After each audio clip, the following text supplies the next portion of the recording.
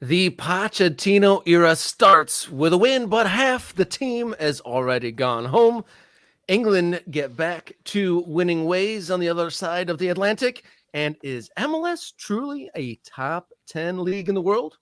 That and much more on Monday's Morning Kickaround.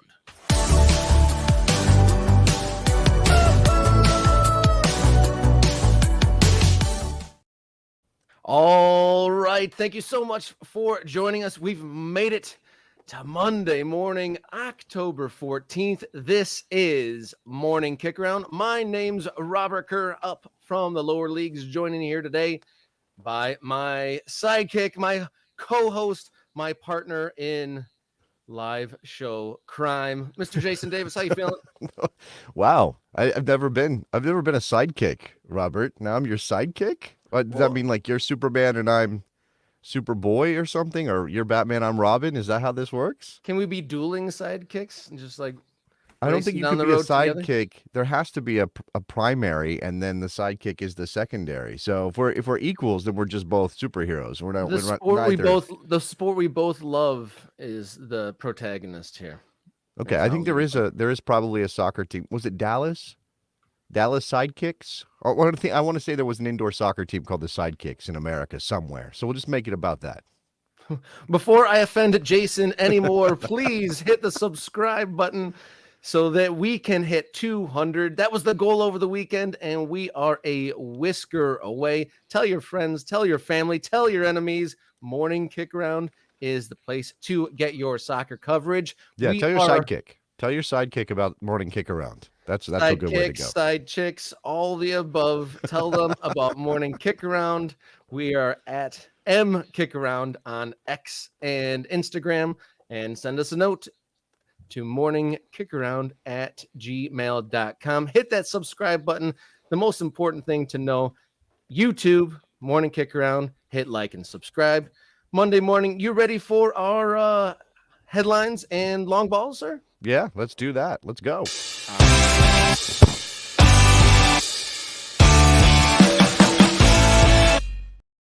All right, our first kick of Monday, October 14th, our first long ball of the week. Big game on Saturday night as far as United States men's national team's observers were concerned. The Mauricio Pochettino era started, and it started with a win. It did, and it was okay. I don't know if I can go any farther than that, Robert. I'm not going to say it was great. I'm not going to say I was like jumping up and down with some of the stuff that was out there. I mean, obviously, we came into the game with somewhat muted expectations because of the number of players that were out injured. And then we find out, well, I mean, we now know why. But before the game, we didn't know why Weston McKennie wasn't in that starting lineup for Mauricio Pochettino. And I think there was like wait a second, what's going on here? Because if you line up the midfield, you would think that McKennie would be among the first choice players pretty much any time out. Now, again, after the fact, we find out he had a knock. They didn't want to risk him. This is one of those, hey, these games don't really matter. Let's not push it too hard, which is, that's the thing that is frustrating about this for Pochettino out of the gates, right? Pochettino obviously knows how to coach soccer. Like, he wouldn't be in this position. We wouldn't be excited as we are for him coming into the national team picture if he wasn't accomplished, if he wasn't very good at his job. But he's working with a pretty busted set of tools right now, and it's even going to get worse, and we'll get to that in a couple minutes. But you can't really put too much energy into caring what it looks like when it is completely imperfect from a personnel standpoint. So I'm glad for the 2-0 victory. I enjoyed the Yunus Musa goal, which I think was his first ever for the U.S. men's national team. That's not a run we usually see Yunus Musa making. So really good stuff there. And then, of course, you kind of apply the dagger, the coup de grace, the goal that puts the game away in extra time, or added time, rather. And Ricardo Pepi has scored in that building before. I believe we got shots of his parents, who I once saw eating tacos at a truck just outside that very stadium, wearing shirts that said, "No Pepi, no party." They finally got Pepi. They got the party. He got the goal. So this is kind of a position that national team fans in the United States are familiar with. It's a big deal to the observers, but the game itself might not seem like a big deal. So You yourself, a keen observer of the team. How did you watch this? Were you, locked in a screening room, like taking avid notes? Did you watch it with people? Did you go out? How did you take this game in? I mean, it was kind of like it wasn't an afterthought because I did plan to watch the game, but it wasn't like I sequestered myself. It wasn't like I asked for quiet. It's not like I was taking notes.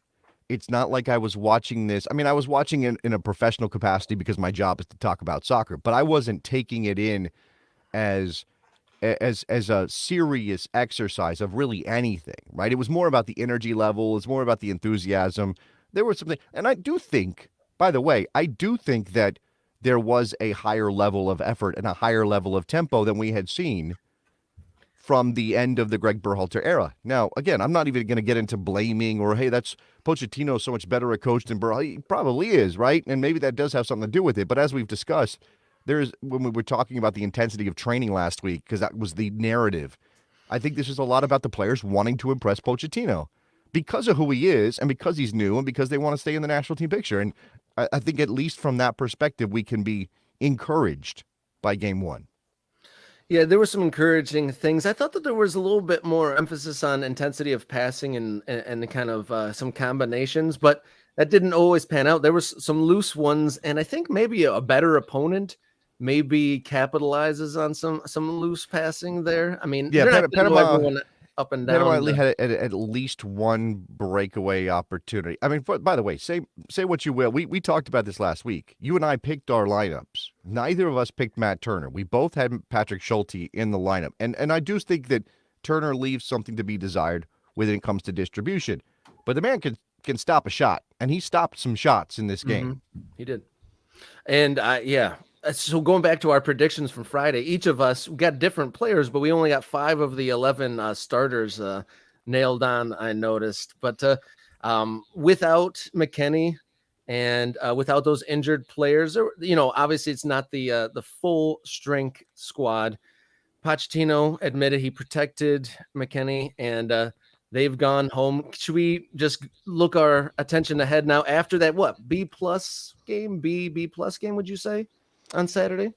Yeah, I mean, I guess. I mean, Jedi's in there. You've got Christian Pulisic in the lineup. You've got the center backs. Again, we were kind of like, we don't know. No we idea. Don't know which combination, and it ended up being Ream and McKenzie. And I thought they did okay. I thought McKenzie was pretty good. Tim Ream doesn't look out of place at the international level at 37 and now an MLS player. Right, we kind of wanted to see, we wanted to see Fossey. It looks like he may have been carrying something. He's one of the players that's going home now, so we didn't get that. But there were some, there were some good signs, but there was a lot of like, why get too excited? And let's go to the chat here. Nate says, grumpy old man here, same old mesmerizing recycling between the fullbacks, safe passing, sitters left sitting. Without Turner double save, which is what one of the opportunities that Panama had, it's a deserved 1-1. Look, the United States was dictating terms, and ultimately they put away their chances. And I don't love this thing, the speculative thing we do. Well, if Panama was more clinical, it would have been that. Of course, right? If Panama connected one pass in a certain area of the field, they open up the United States and they score. I mean, we do what if forever. We could do what if to 8-0 for the U.S. We could do what if to 8-0 for Panama. Like, if you really want to get into it. So I don't love doing that. I don't think it helps. But I will say that the United States was far from dominant in this game. And again, there are lots of reasons why that might be the case, even as we look for a positive, like the increase in the intensity level. Yeah, USA, they created like 2 or 3 quality chances. The opening goal, probably the moment of quality throughout the match, where Pulisic sets up Musa. And then at the end of the game, they take advantage of maybe a tiring Panama and get Pepe the goal, which was nice to see him in front of the hometown fans. I wanted to say, when I saw Robinson, he had a couple moments in the first half where there was borderline almost chances from him, but I was sat reflecting on how, grateful I was for the Berhalter work to get Robinson in as a dual national. That might be one of Berhalter's lasting legacies, was getting players like Robinson in the mix. Yeah, look, Nate also chiming in here with Josh Yeah, Sargent having a that's miss. the third quality chance. Right. And you look at the numbers, okay? So if you put any stock into this, again, it's a friendly. The US played all 6 of their substitutions. I mean, we haven't really gone through them, but obviously we talked about this. So Turner started in goal, Ream, McKenzie, Scally. It did play like a back three, by the way. And FotMob has it listed as a 3-4-3. Robinson pushed pretty high. Musa playing in that weird, he crashed, obviously, came across, made the run to score the goal. But where he was in possession, those kind of things, those were fascinating little wrinkles here. Aronson starting, I wasn't sure that was, we talked about him being a Pochettino kind of player. I wasn't sure he was going to start. He, in fact, did. Didn't, Lund plays, Tessman plays, Wright plays, Pepe plays, Malik Tillman plays, Alex Zendejas, they all play a little bit, at least some of them. And so, again, it's an opportunity for Pochettino to see these guys out there. Now, again, if you put any stock in the stats and the story that they tell of the game, well, here you go. Panama outshot the United States 13-11. Both teams, had few shots on target. The United States 4, Panama 3. So it's not like they dominated in you look at this and go, well, they just had Panama's goalkeeper didn't make a couple saves. They were a little bit more clinical. It could have been 4-5. It wasn't like that. It was a pretty closely fought CONCACAF game in Austin. We will take a look at all those players that have departed and what the energy and enthusiasm level is for Tuesday night's game in Mexico later in the program. But moving across the Atlantic, England got back to winning ways against Finland, but the headline of it is a certain coach called Pep Guardiola, who is in the tabloid circle for maybe England's next coaching job, talked to Italian television and left the door open for speculation as to his future with England. I mean, this is the way he talks. It is maddening because he doesn't. He kind of leaves things open, but you kind of know this is just the rhetorical thing that Pep Guardiola does. Here's the quote: "Leaving City, it's not true. I haven't decided yet, and it is not even true that I will be the next England coach." First of all, again, English as a second language or third or fourth or whatever Pep speaks, that reads weird. It is not even true that I will be the next England coach. No native English speaker would say it that way because it kind of gives it some credence, doesn't it? I mean, it kind of makes it sound like he's having to really push back against this idea because people think I don't know that anybody really thinks it's definitely happening. There's just this thing in the air. If I had decided I would say it, I don't know either. I mean, again, if I had decided I would say it, I'm not doing it, but I don't know either. Anything can happen. All possibilities are there. It's Schrodinger's coach, we don't know. We can't tell because there's no real information available. This is one few instance where the England fan base and tabloid cycle is kind of similar to that of the American one, the pie in the sky, coaching hopeful dream. Yeah, a little bit like the USA Klopp thing, to be honest. There is something there. I mean, obviously, it's a little different in the sense that you talk about the quality of the players on the field for England. They're of a different class than the United States men's national team, and I don't know what the financial position is of the English FA when it comes to hiring their next men's head coach. But I imagine they have some cash. I imagine they have a little bit of a kitty to spend on their next head coach, and if they have to spend a lot of money to get somebody like Pep Guardiola, I think they're willing to do it, right? You think about how close they were to winning a major trophy with Gareth Southgate, who everybody, I'm not going to say hated, but he didn't enthuse anybody, right, Robert? People weren't jumping up and down for Gareth Southgate's England teams. They were just kind of like, oh, he got them to a final, playing that kind of football. Oh, okay. Oh, yeah, everyone loved him for righting the ship and picking sensible players and being consistent and like turning a, often poisonous team vibe around England. He's turned all that around, and then it got to, okay, we've got the team comfortable in the right direction. Now we want more. And that definitely was palpable during this last thing, Euro. I've been talking a lot about this, and you and I touched on it last week. This idea that, are English football fans really about their national team as a priority, as opposed to like this sideshow that comes around every so often because FIFA forces it on them. And they're like, yeah, sure, we might as well win this. We're England. We invented the game. Of course we should win. And of course, not only should we win in style because we're England. And if we don't win in style, well, we don't want to win. I mean, that's the feeling from the Southgate era, isn't it? Like the way that they got to where they got to, the English football populace is like, no, we don't want it that way. Like, first of all, again, if they had won the trophy in any of those opportunities, it would probably be different. The vibes would be different. They would be celebrating the trophy and maybe not doing a postmortem the same way they're doing it now. But it certainly feels like lots of countries would trade places with England in a second in regards to their success, Robert. And the English fans are so, I don't know, so full of themselves is unfair. They have this mentality of it has to be a certain way or it's not good enough. And it's not just about winning, it's about style.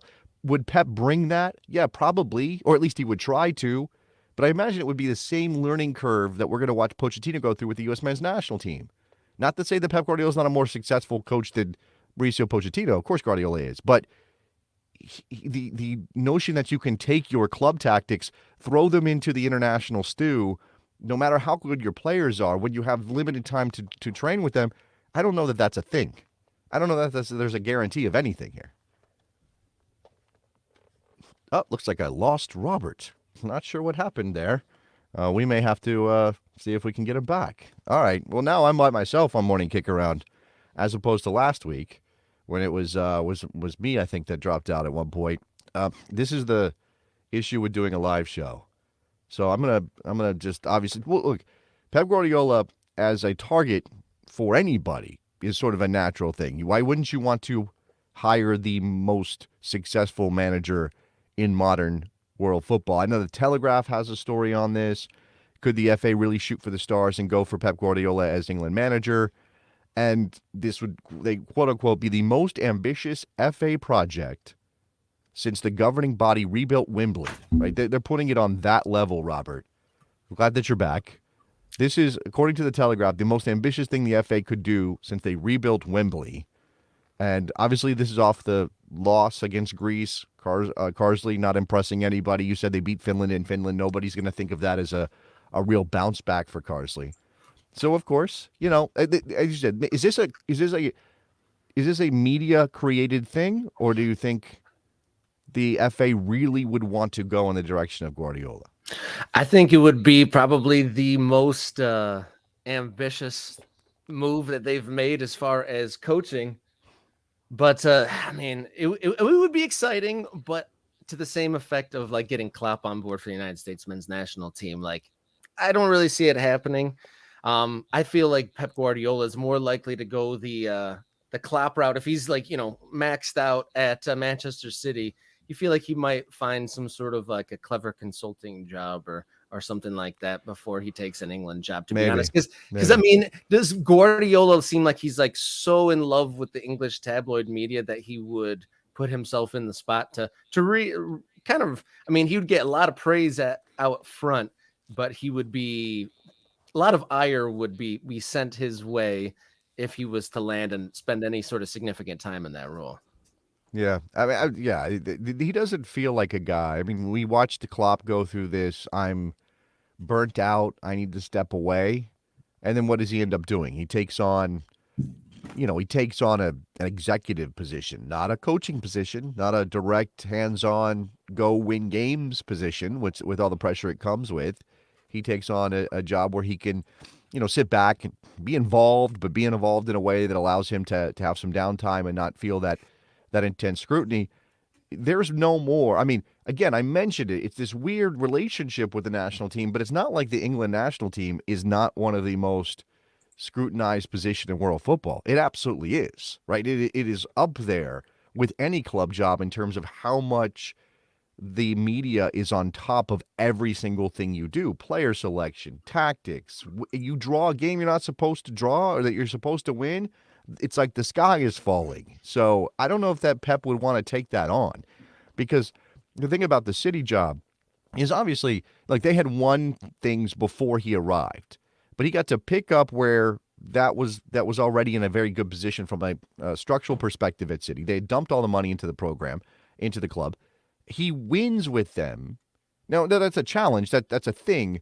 But Robert, you could tell me, it's not like, as much as I know City is a phenomenon now, and there are lots of City fans. I just saw a kid wearing City shorts when I went out to breakfast this weekend here in Virginia. That's not the same. It's not the same dynamic as Liverpool or United or even any, the big London clubs in terms of how intense the fans have been forever, and that coming to the table. Pep was all sort of sort of got to ease into the pressure. He went to a perennial winner that had a, the core fan base of the team were happy already about, Right, the winning. right. And If they didn't there win was right away, generations and generations of hardened fans that were going to be on your back. Exactly. Right off That's the exactly bat. right. I mean, there's a small core of long-termers, but they are happy to be there, and then the rest of the fans are new. Those fans are happy they're just not a second division team anymore. That's those fans. They're like, this is gravy. Give us, oh my gosh, whatever you've got, we'll take it. So I just think it's I mean, look, he felt it at Bayern. He obviously felt it at Barcelona. I'm not saying he hasn't felt pressure before, but would he really want to go from City to England? I don't see it. Do you think maybe he's like letting the pressure out of the balloon each job by each job, like starting at the height of it at Barcelona? Bayern's still pretty high, but a little bit less, and then he lets a little bit of air out of the balloon. By that logic, he's going to be in MLS in like 10 years. It's going to be awesome. Let's go, Pat. All right, long ball number 3 here for Monday. There is still more international football to go. The second games of the window for various teams across the world is still happening. Notable injury, though.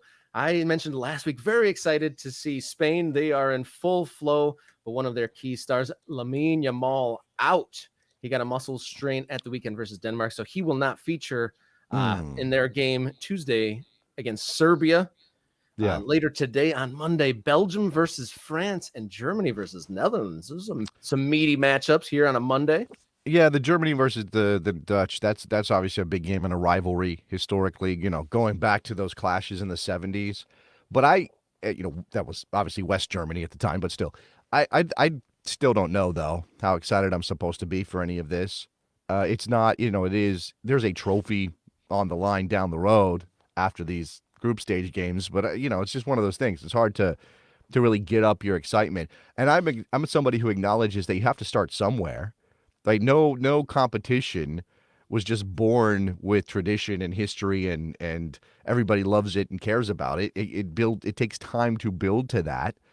And yet it feels so forced in an era where we already have established history, World Cup, European Championship, and now you're like, yeah, we're going to play for this other thing, this other trophy that, the players probably don't need in terms of the amount of games it asks them to play at an intense level. So, yeah, I don't know. I'm sad about Lamine Yamal. Let me get that out. Who I very much adore as a young player. Got to be careful with these guys. Right? I had somebody ask me, can you remember a teenager, somebody who burst on the scene as a teenager who continued to do it at a high level, sort of post 30, like had that sort of length of career? And I struggled a bit. You could argue that Rooney did it, but he sort of like dropped off the table post 30. Like it came very fast for some of these guys. I'd say one of the only ones that comes to mind isn't even one of those sort of flashy players, but James Milner is a player that goes to mind. He was in steady. He was in the Premier League in 2002, and he's still getting some appearances in 2024. His Premier League career spanning longer than some of these people that are playing in the league's actual lifespan now, which is pretty insane to say. But yeah, to your point, not many folks doing it. I mean, Rooney, when you think of him and his pomp, and he lived on his reputation from when he was young, those first like 5 years or so. He was just absolutely a phenom, and then was just like a really good player for another 10 plus years after that. That's probably fair. Nate's bringing up Lionel Messi. Thank you, Nate, for bringing up the best player anyone has ever seen as an example of this, because it seems like he's the only one. Ronaldo probably didn't debut or wasn't a regular until 20 or something. I mean, again, it's arbitrary. Those numbers are kind of arbitrary. But Yamal was so young. He's 16 years old, just turned 17 this past summer when Spain won the Euros. And so, again, I don't think any of this right now in national team camp is something that's going to affect him long term. It's just this question of if you're good enough at 16, you should play, right? If you're good enough, you're old enough. But at the same time, it's probably going to limit the age you can play to, even though the number of years that a player like Yamal, who starts at 16, will play is similar to a player who breaks in at 21, 22 and plays until their mid-30s. It's essentially the same time span. It's just in a different section of adult life. Kind of reframing a little bit just on where the Nations League sits in importance.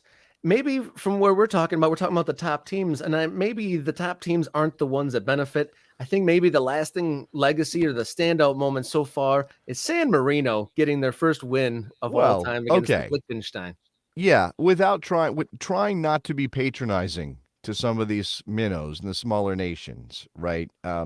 Because that happens with us as the United States men's national team. It happens in an international context. It's like, good for you. Good for you. You won a game against somebody kind of okay. Good for you. I don't like that.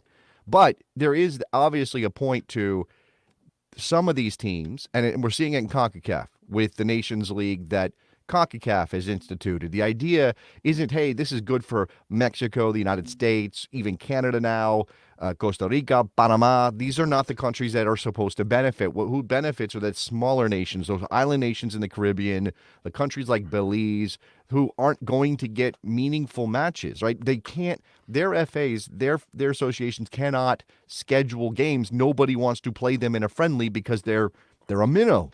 So what are they supposed to do if they want to get better and sharpen their edge against better teams? Well, they need competitive matches.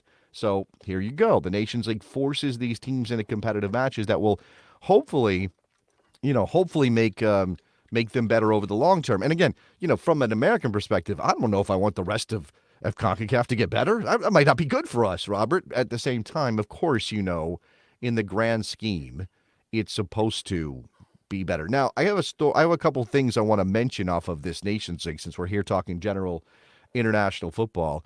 Erling Haaland had to apologize, or he felt the need to apologize after Norway got beat 5-1 in the Nations League yesterday by Austria.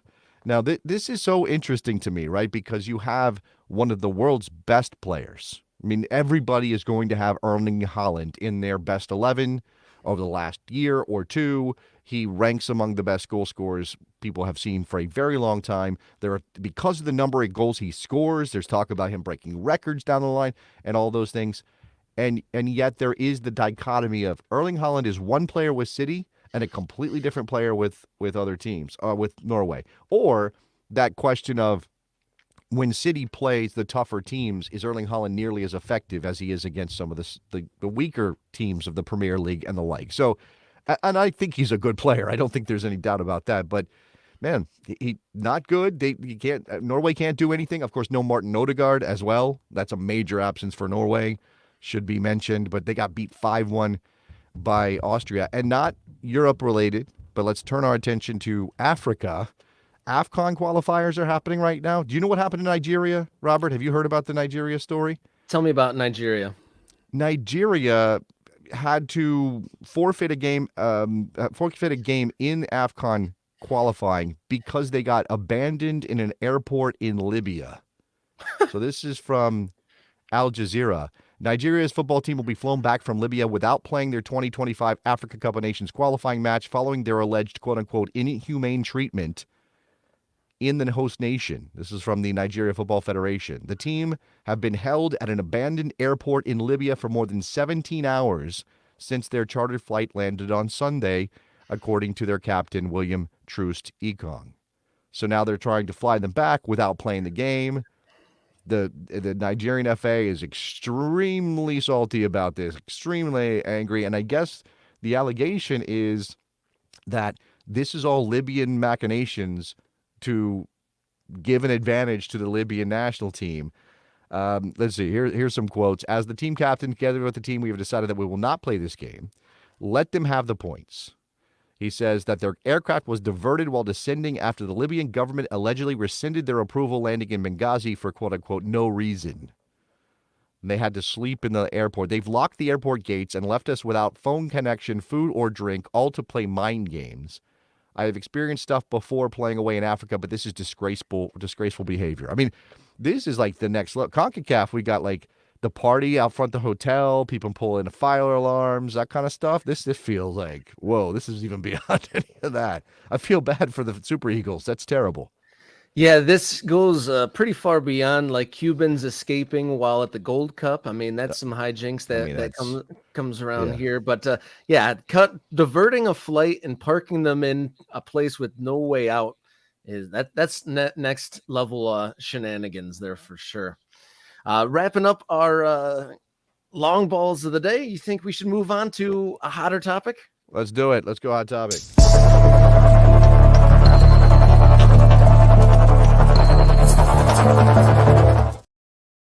Monday, October 14th, one game down for the United States men's national team. Another game to go, friendly against Mexico Tuesday night. 5 big-time players have left the squad.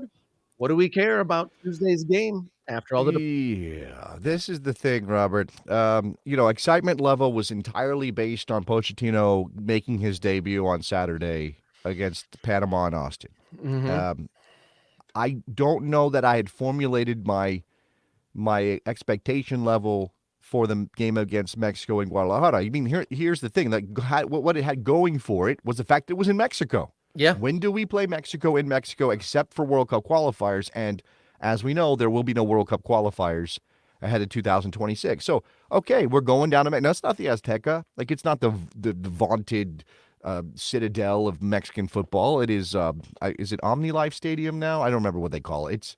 It's the one in Guadalajara that Chivas plays in. Estadio something. That's interesting. Of course, we already knew coming in, no Gio, no Weah, no Dest. These guys were missing. These guys were out injured, and it was going no Balogun. It was going to be no Chris Richards. I'll just keep adding to the list. That was always going to make it kind of like, okay, well, what is this, and how should we feel about it? This is not going to give us an opportunity to see the best team the United States can put on the field, and that gives you a little bit of trepidation because as rough as things have been for Mexico, it's still Mexico. Right, we still know that they can absolutely beat the United States on their best day. I think that the domination that the Americans have had against Mexico is a function of more Mexico than it is the U.S. But I do see that there's talent there, and they have the capability, especially at home, where they're going to be playing for an immense amount of pride. They have the fan base when they come to the U.S., but here it's on home soil. And I don't think the Mexican media is going to be too thrilled if they put in a poor showing in their home country against the United States. But now, with as you mentioned, more players leaving national team camp because of injury or because of concerns about those. That's the thing. You're putting up the scare quotes, right? The idea is maybe this is a little bit like, well, they could have played if they're not really hurt, but why do this? Why push them? I think, and this is the stuff that Pochettino has to deal with now. That is the learning curve about international football. And you can't put it on him, right? You can't say, well, why is Pochettino letting them leave? There is, if they are not truly injured, he can say, this is a window. We have every right to call up the players. The teams have to release them. There's no, this is not up to you, Juventus. This is not up to you, AC Milan. This is not up to you. These other guys, the teams that they play, it is up to us as a national team. He could do that. But is that the right thing to do for that player's status with his club, for the relationship that you have with those teams? I mean, Pochettino, that's one thing he brings to the table that I think is fascinating is whenever he picks up the phone and calls a club, they're going to listen because it's Mauricio Pochettino. He has the respect of everybody in world football. But you don't want to burn that good cred by saying, no, Christian's going to stay with us and play in Mexico in a game that could get chippy depending on the intensity level. I know it's a friendly, but it's still Mexico and the rivalry. Imagine that's what Fonseca in that case, and Thiago Mata in McKennie's case, or whoever else is saying. Like, whoa, hold on, what are you going to do? How many points are on the table? None. Game means nothing. Why are my guys doing this? Yeah, and Pochettino's fresh out of being on the other side of that phone call, right? I mean, he was the guy that was having to deal with players coming and going from his club side, and now he's on the other side. And to your point of his status and connections, giving a little bit more leeway, because on the opposite end, maybe he's on the coach with Fonseca, one of those other coaches, and like, it would really be great, and I think he would get a lot out of staying and playing this other game that coach for the club side for the player might be more receptive to, but and also in the long run or on the opposite side, he would be more willing to like, hey, you know what? No points on the line. You're right. Yeah. The player can go back and being fit and ready to go for the next club match next weekend. He I feel like he has a pretty darn good perspective. Yeah, he's not going to forget how much he's had to deal with it in the past. This is the long view, right? This is looking down the road and recognizing that the juice is not worth the squeeze in the moment, forcing these guys to go through the paces, even of training. Now, apparently McKennie was hurt enough that he wasn't even available to play against Panama, which is a big disappointment for me. I would have loved to have seen him play in Pochettino's midfield. But of course, you take into consideration the other players who are missing, and again, the value now drops. And so this is the frustration. Like, oh my gosh, new era, new coach, so exciting. Wait, how many players are missing? Oh, okay. What's now? Other players are now. Pulisic's leaving. I mean, Pulisic is the one, right? Pulisic is leaving, and then Fossey, who didn't play against Panama, McKennie, who didn't play against Panama, Pepe, who scored in Austin. Would be nice to see him get a chance to play in Mexico, considering his roots and everything else. And Zach Steffen, who did not play against Panama, but I think there was this sense that he was working his way back in, and now he's leaving too. And it's like, okay, well, look, I'm still going to watch because I'm committed. I'm a national team fan, right? I care very much. And I think that if you're looking for the silver lining, and this is what we're going to do, we're going to look for the silver lining. As Connor says, could be a big game for Aronson and Morris. I expect both those players to have a big role, right? Aiden Morris played against Panama. Brendan Aronson played against Panama. I think they could get at least an hour each. I think fitness-wise, they're both at that level. You do also, and even if you don't send a player home because of a minor injury, Robert, you still have this. Well, do we really want to send them out there for 150 minutes of soccer in games that don't actually mean anything before they go back to their club teams, where again they will be back into the grinder. In the case of Aronson, trying to get Leeds up. In the case of Aiden Morris, trying to get Middlesbrough up. I mean, do you want to do that as a coach? These are the questions Pochettino has to ask and answer. And if it means that the team we put on the field against Mexico is almost a C team, I don't know if that's quite possible. But if it's not a great team relative to our top-level talent and we lose 2-0, what will we think about it? Like, what will we think about it? I don't know. I don't know how I will process that on Wednesday morning. It is a friendly, but it is against Mexico. So you're in that position of push-pull of like, it's important because the opponent, but it's a friendly and half the team is gone. But it would be a shame in a game such as this to lose that 7-game unbeaten run against Mexico. I mean, that's just when you see that stat come up on the broadcast on Saturday, I can't say that, that didn't give a little bit of a tingle of a good feeling to just see that written down and see that on the broadcast that the United States has not lost to Mexico in 7 attempts. That seems unimaginable just a few years ago. Maybe before that Nations League win in Colorado a few years back, that really was a major turning point for the two programs. But of the players that had an opportunity on Saturday that were kind of like out of the lineup and that got a chance to come back in, the Bucio, a Morris, and a Pepe, who do you think came back to the team and did their best? Well, I mean, scoring a goal is always going to get you attention. I still don't know that Ricardo Pepi looks like a starter in this team, and I know we've had in the chat people suggesting that Sargent was once again disappointing. He had some moments, but he wasn't great. I'm not saying that he jumped off the screen when I'm watching the game. I thought Aiden Morris was Aiden Morris. Right? I think you just wind him up. He's like one of those toys. You wind him up, he's just going to go and do his thing, and it's going to be pretty much the same thing every single time he steps on the field. So I'm excited to see perhaps him get that opportunity. I don't know what formation Pochettino will roll out there. I don't. Again, Tim Ream is 37 years old. Yep. He went 90 minutes against Panama. He might not be your starting center back in 2026. In fact, the odds are stacked against him. I know we talked about this already, but the odds are stacked against him. And I, that opinion about whether or not Ream should be in the lineup was a major part of Saturday night, right? Because if you don't think he's going to be your starter in 2026, you don't think he's going to be a major factor, why is he taking minutes away from somebody younger than him who could be in the game? I don't think he's going to start against Mexico. That'd be my gut. I think logically, we're talking about a different center back pairing. We're talking about, Fosse's gone, so it feels like Scally has to play, right, at right back. Robinson played 67 minutes. Lund came on after that. I could see them flip-flopping with this game in Mexico. Busio was fine. He played 67 minutes as well. Tanner Tessman came in. I wasn't super impressed with Tessman, but it was limited in terms of his influence on the game. Maybe Tessman gets the start. But again, these are like, we just don't know because the makeup of the squad is weird, and it's a new coach who might be looking for things we're not aware of yet.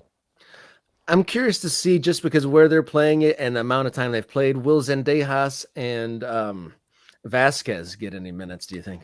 Yeah, it's possible. I think that's possible. Haji came on in the 67th minute. So Pepe and Haji Wright came on for Sargent and Aronson. It was Pepe who was playing through the middle more than Haji Wright. Haji obviously a little bit more versatile that way. You would think that of the guys who didn't play, that Brandon Vasquez would be in line for that. It's possible. Yeah, it's very possible that's again. You have 11 guys on the field to start. You make all 6 substitutions that you're allowed to.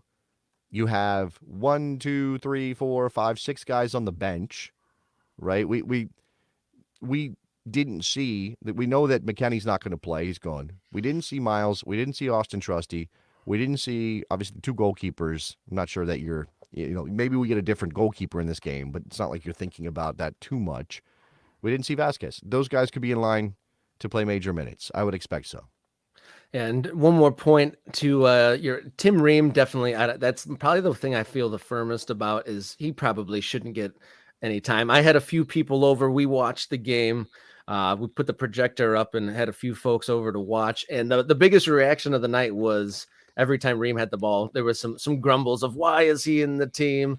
Wow. And he shouldn't be here if we're trying to build towards 2026. Disrespectful, Robert. Respect your elders. I mean, they're not your elders, or he's not your elder, but come on. Barely. Give the man his love. He's like the wizened old tree from Lord of the Rings. I don't know. To be fair, I was the voice. I was like, there has to be some sort of veteran leadership in this team. And they were like, no, get rid of him. I was like, but he's stability for the new coach. Yeah. I think this is not to say, and certainly Berhalter never got this kind of grace, but I think we have to be in Pochettino we trust for the moment. Right? Yeah, for the moment, the book is so empty of information that he has to fill that we just have to trust that he knows what he's looking for and that he's going to go about it the right way to get the information needed to build this team to play the best possible soccer in 2026. It's all we can do. We are at the altar of Pochettino. And, I wish I had one of those gourds that they showed. You see that in pregame, the mate gourds? I don't even drink mate. Yeah. But I want one of those gourds. That looked badass. Anyway, continue. So USA travels to Guadalajara Tuesday night, 10:30 Eastern time. Let's stay up late for that. But let's move on to Culture Wars.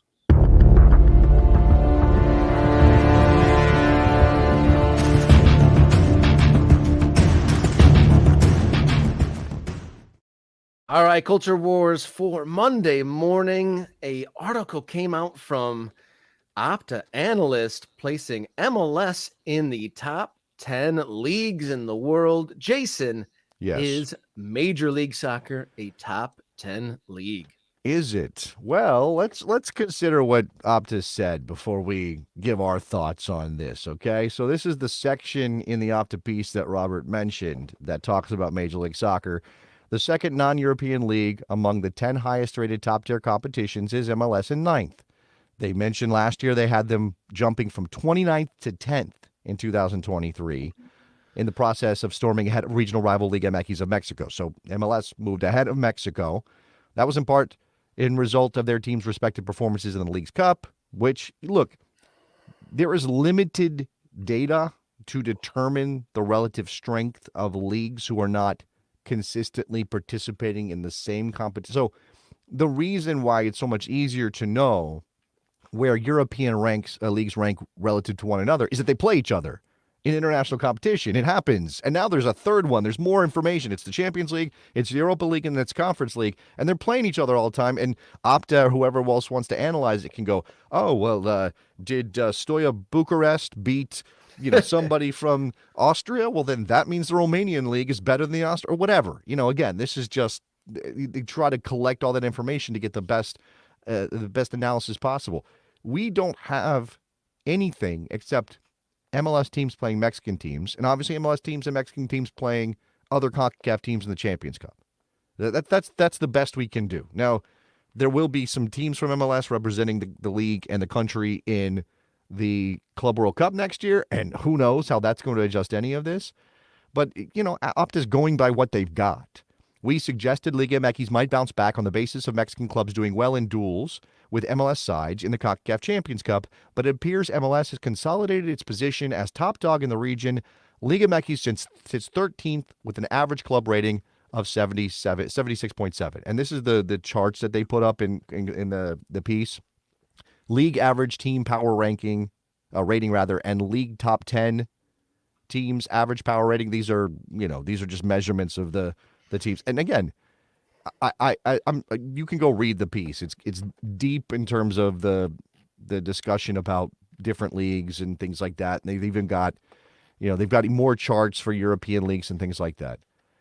I think the question always is if you took an MLS team out of the league and dropped them in, say, something like the English Championship, how would they do? Now, if we talk about the best team MLS has to offer, whether that's Miami, Columbus, LAFC over the last few years, I think those teams would do fine in terms of winning games. I'm not saying they would win the championship. I'm not saying they would win promotion automatically. I'm saying they would do fine. They wouldn't be played off the park in an embarrassing fashion. But as to whether or not that means the league is top 10 in the world, and in the English Championship, in these two charts, is just below Major League Soccer. So again, this is, I don't have the full, I can pull up the full rating, like the full, actual top 10 as they show it. But the English Championship is right there, right, with Major League Soccer. And Robert, you tell me, as an Englishman, you tell me. Would an MLS team survive and get by in the championship? Do you think the quality of the league, and this is I think that the top end, to your point, I think the top end of MLS, the Inter Miamis and the Columbus Crews, maybe the LAFC and Galaxy and maybe Cincinnati, I think that they at the top end of their rosters could hang, but I think the rough and tumble nature of the championship and the sheer amount of games they play, but I don't think they right. I know I phrased this as take an MLS team and put them in the championship, right? But for the purposes of Opta and the top 10 rankings of leagues in the world, is that the right mental exercise? Is that the right thought experiment? Because you're changing the context of MLS teams and putting them in a championship context. If you did the opposite, right? Nobody ever does the opposite because we're always prioritizing the European competition in our heads, and fairly so in most cases.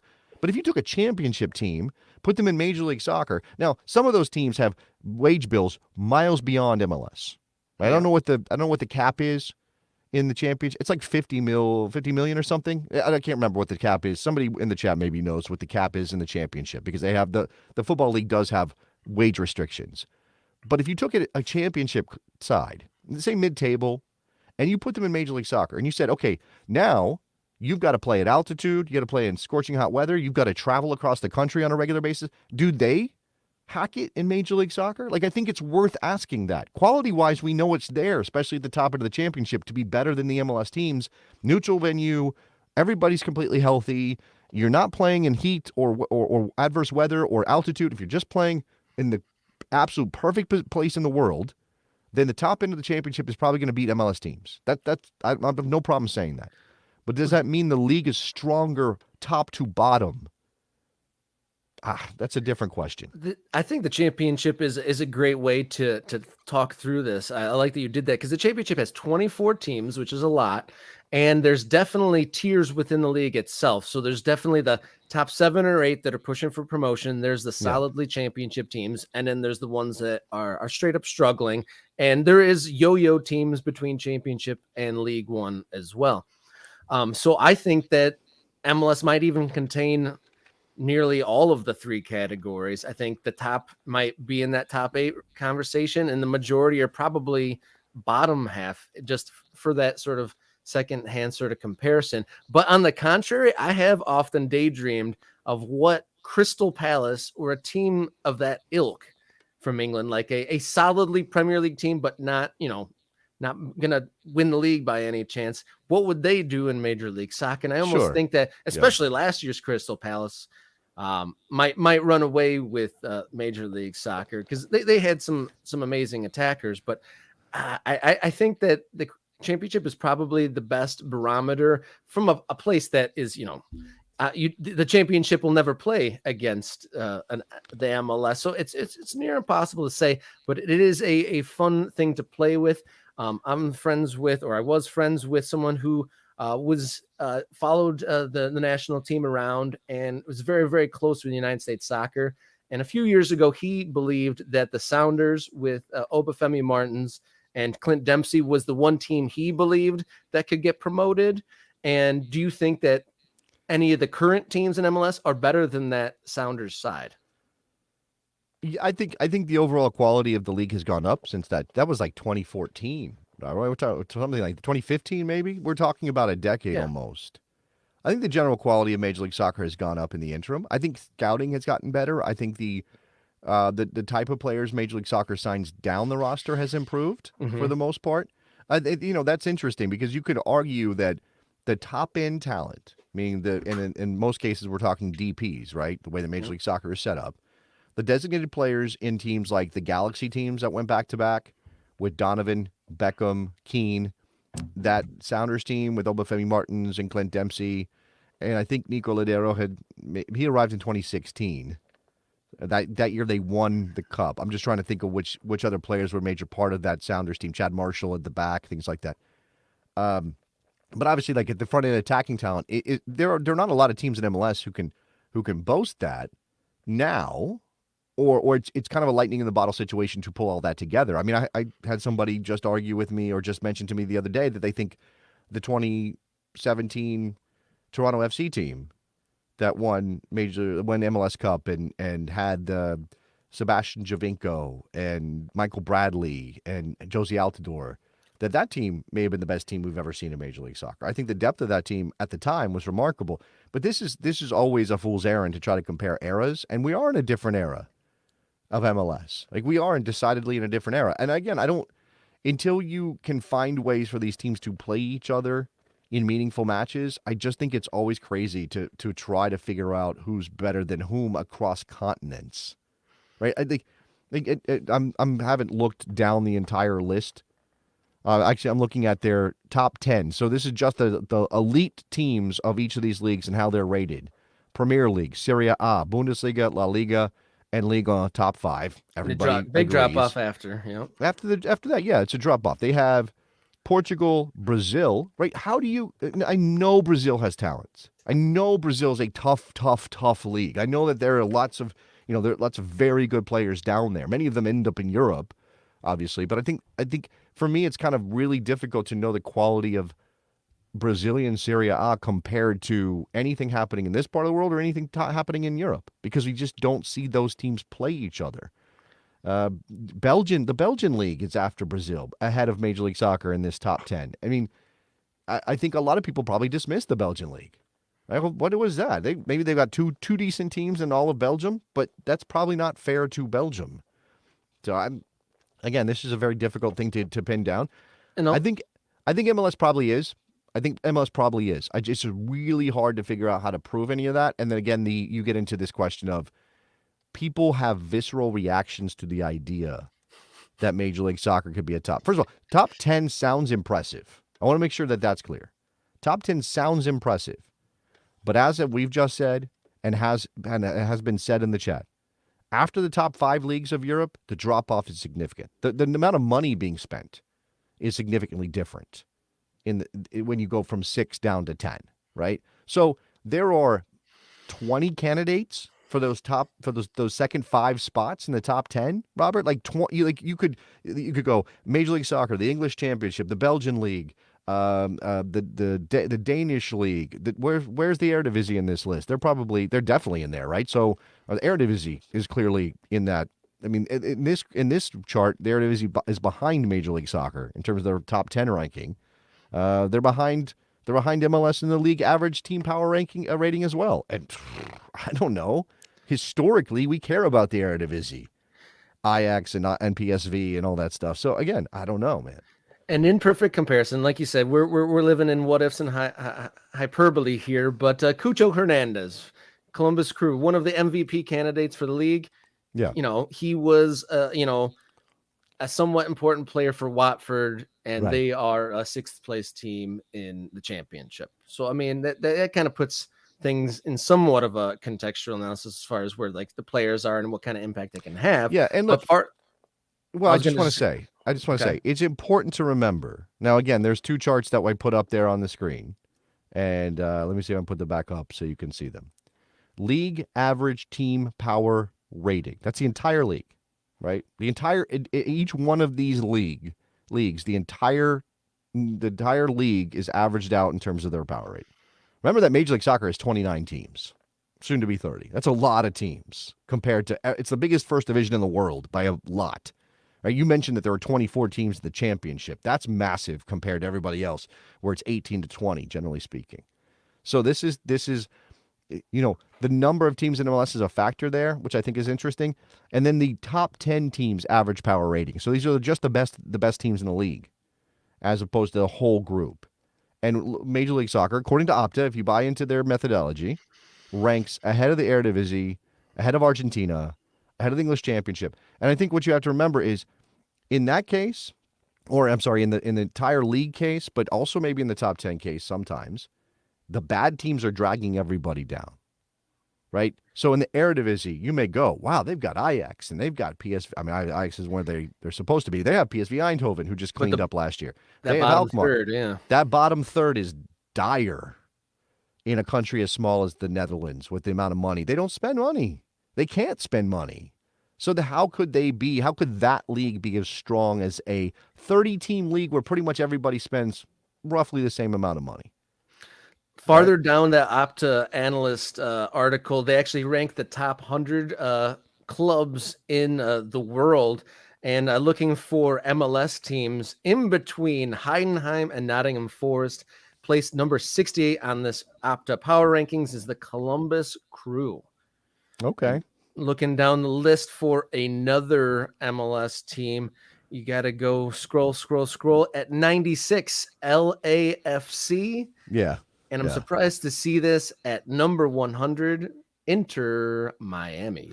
Yeah, I mean, look, this is about you have a lag, you have a window of data that you're using to establish this. That's the best that Opta, anybody analyzing this, can do, right? You can't. This isn't opinion. It's not supposed to be.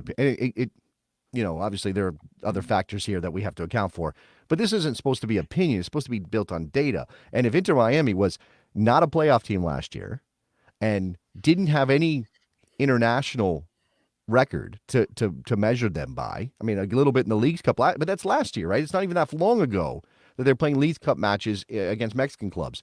You just don't have anything. So this is also a thing that's interesting for MLS, right? I'm not saying it proves MLS is better than anybody else, in Europe or anything in terms of league quality. Not saying it proves anything.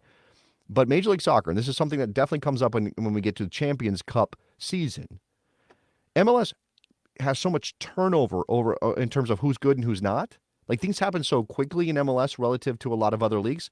Sometimes in Mexico it definitely happens. The Bundesliga is much more, there's much more mobility in the Bundesliga than most of the top 5 leagues in Europe. But for the most part, in most of these leagues, the same 5 teams are going to be good every year. They're going to be good, right? They spend the most money, generally speaking, so they're going to be good. That's not really the case in MLS.